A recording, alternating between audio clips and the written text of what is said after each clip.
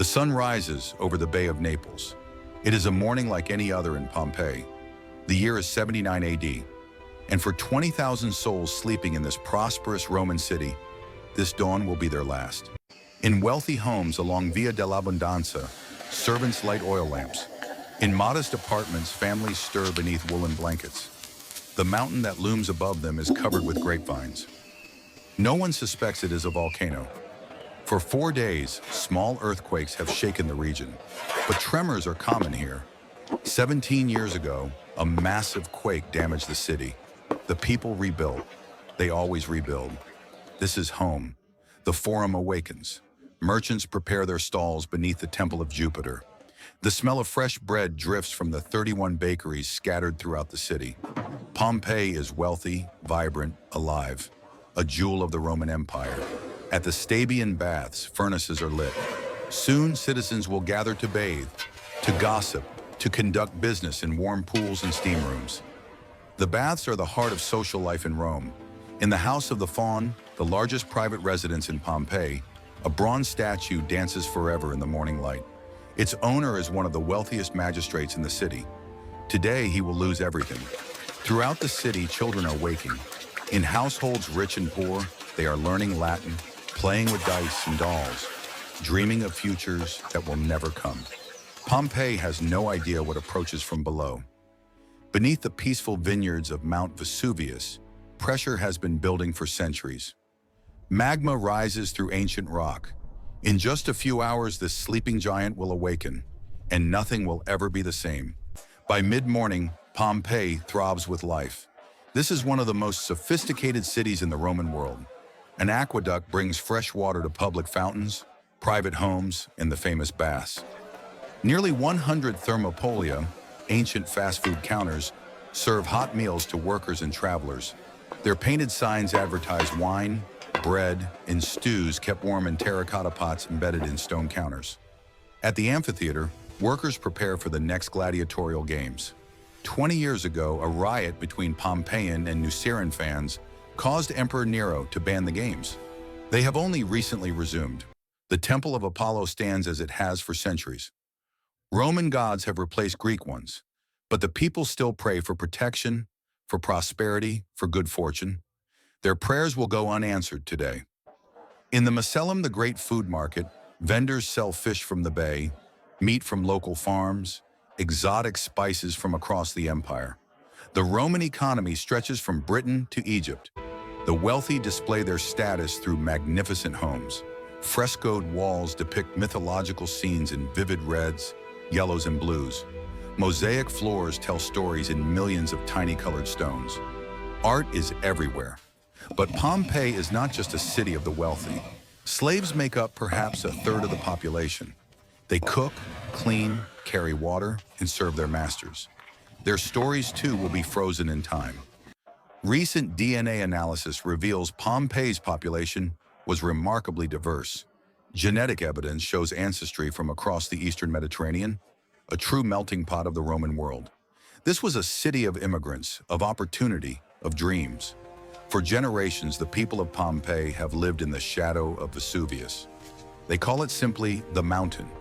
Its slopes produce the finest wine in Campania. Its soil grows the sweetest grapes. The Romans do not know Vesuvius is a volcano. The word itself comes from Vulcan, god of fire. But this mountain shows no signs of his presence.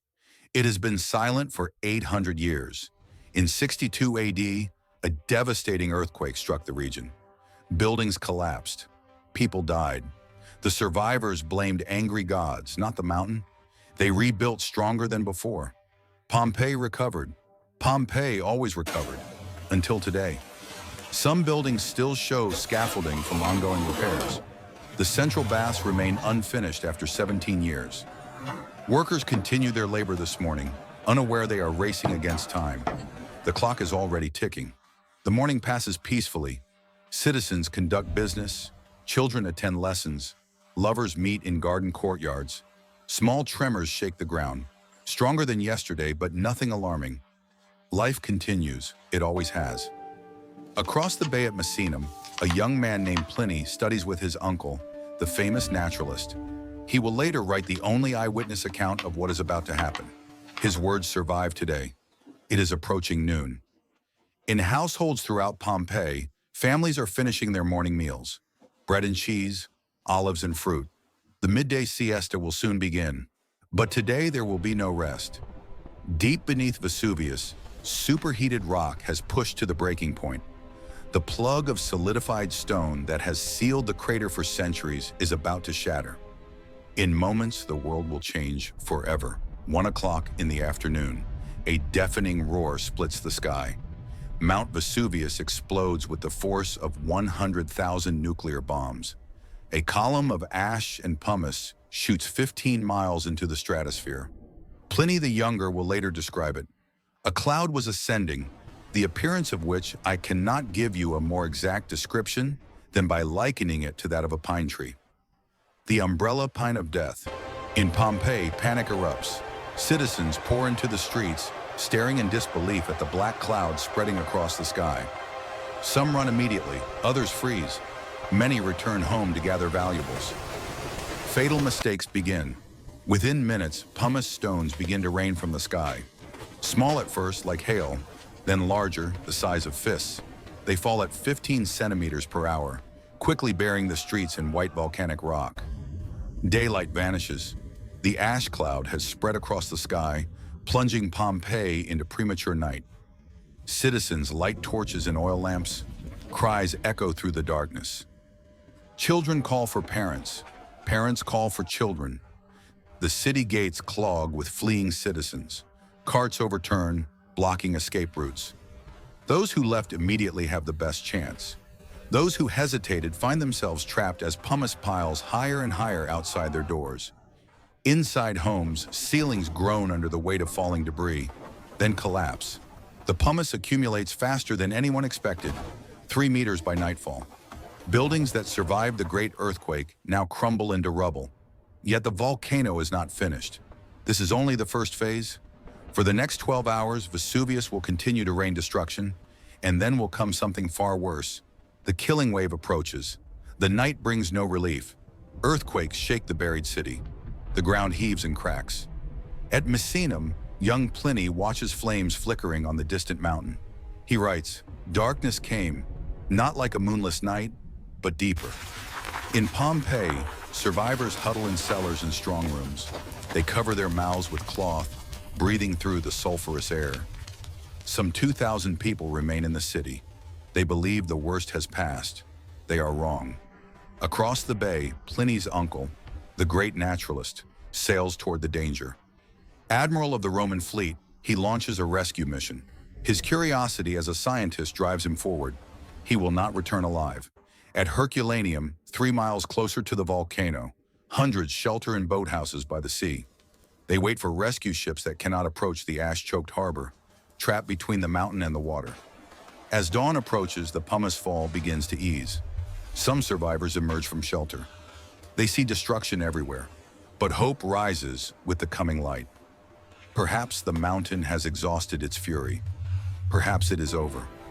Some who fled during the night even begin returning to salvage possessions. They wade through pumice toward their buried homes.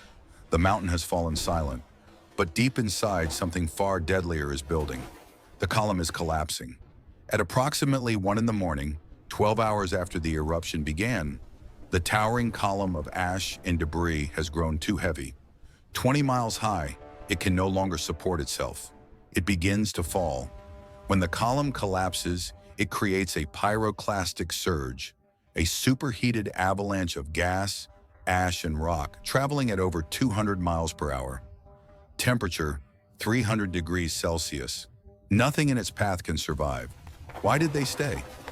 For 2,000 years, historians have asked this question. Some were too old to flee. Some refused to leave their homes. Some stayed to protect their wealth. Some simply did not believe the danger.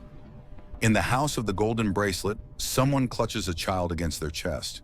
For centuries, archaeologists assumed this was a mother protecting her baby. DNA analysis in 2024 revealed the adult was male.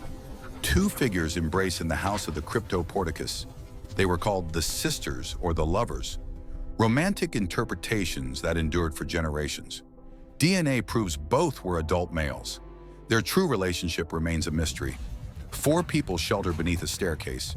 They were called the family: mother, father, 2 children seeking safety together. Genetic analysis shows no biological relationship between them. Neighbors perhaps, friends, strangers united by catastrophe. A woman lies on a bed in Region Nunn, clutching coins and jewelry. Beside her, a man. Recent excavations in 2024 found them in a room being used during renovations. They died waiting for the ash to stop. In the Garden of the Fugitives, 13 people died together. Men, women, and children attempting to escape across the pumice fields. They made it almost to the city walls, almost to safety, almost to survival. A dog still wears its bronze collar, chains stretched taut. Left behind in the chaos, it struggled as ash rose around it. The impression of its final moments remains preserved in stone forever. These are not statistics. These are people. Each body discovered tells a story of fear, of hope, of love, of desperation. The volcano did not distinguish between rich and poor, young and old, slave and master. 7:30 in the morning, August 25th. The 4th pyroclastic surge races toward Pompeii at 200 miles per hour. It carries superheated gas at 300 degrees, hot enough to boil blood in an instant. Those still in the streets have no time to react. The surge moves faster than any human can run. One moment they are alive, breathing, hoping. The next moment, they are frozen forever in their final positions. The cause of death was not suffocation, as long believed. Modern analysis reveals it was thermal shock, the body's systems failing instantly from extreme heat. Death came in a fraction of a second. A small mercy. The surge fills every space. It pours through windows, under doors, into cellars where people hide.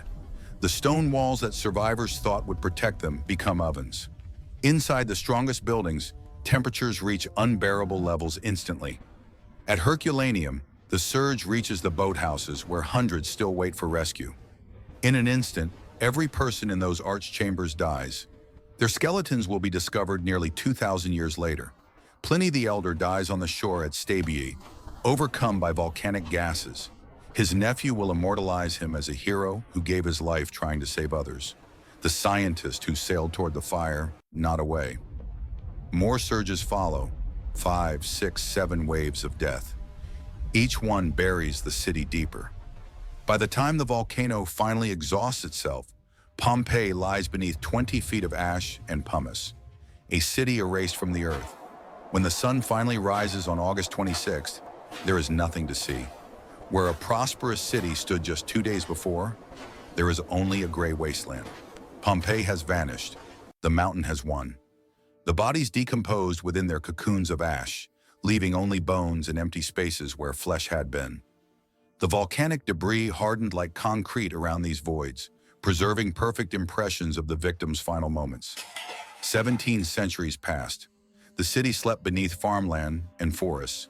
Locals called the area La Civita, the city, but few suspected what lay below. Then in 1748, Spanish engineers searching for treasure began to dig. In 1863, archaeologist Giuseppe Fiorelli developed a revolutionary technique. He poured liquid plaster into the voids left by decomposed bodies. When the plaster hardened, he broke away the surrounding ash. The dead returned to visibility. The results were haunting. People frozen in their final positions, hands raised to shield faces, bodies curled in protection, families holding each other. The expressions of fear and anguish remain visible on their plaster faces forever. Over 100 casts have been made since Fiorelli's time. Today, CT scans reveal that bones remain inside the plaster. We can see their teeth, remarkably healthy from a low-sugar, high-fiber diet. We can read their stories, but the casts were also manipulated. Victorian restorers enhanced poses, added dramatic gestures, even inserted metal supports that damaged bones. The images we know may not be entirely authentic. History is always interpreted. Today, the Garden of the Fugitives displays 13 casts together, a family trying to escape. The Antiquarium Museum houses the most famous examples. Walking among them feels like walking among ghosts. The past becomes terrifyingly present. 1/3 of Pompeii remains unexcavated. Beneath the modern town and farmland, more victims wait to be found. More stories wait to be told. The city is still revealing its secrets 2,000 years later.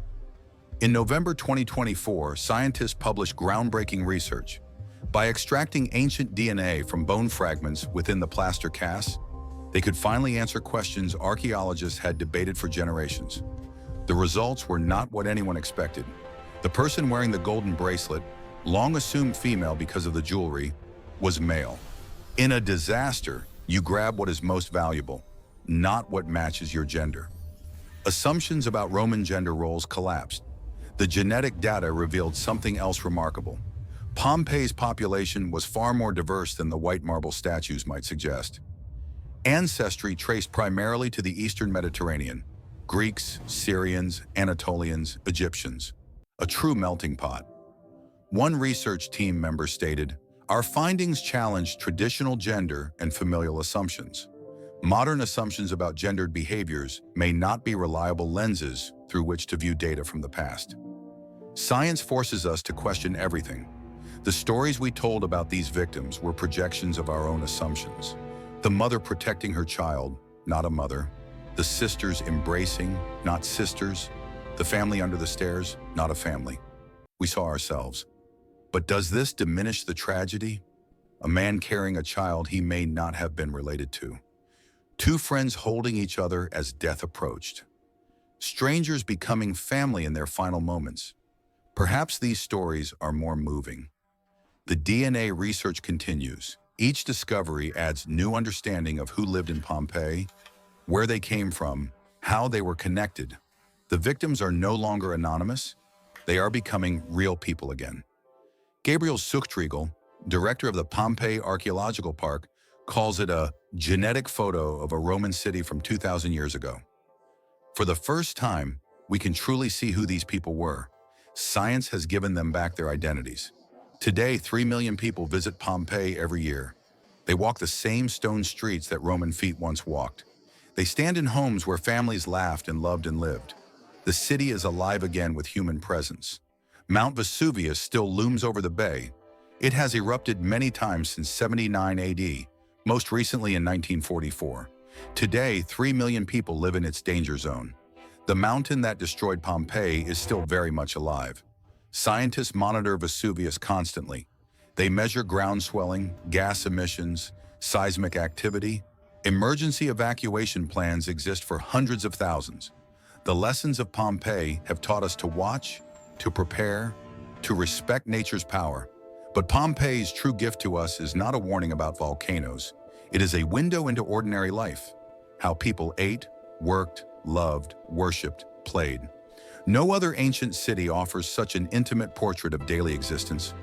We know what Pompeians ate for lunch: fish, olives, bread with cheese. We know their political slogans, painted on walls. We know who they loved, written in graffiti that survives today. We know them as we know ourselves.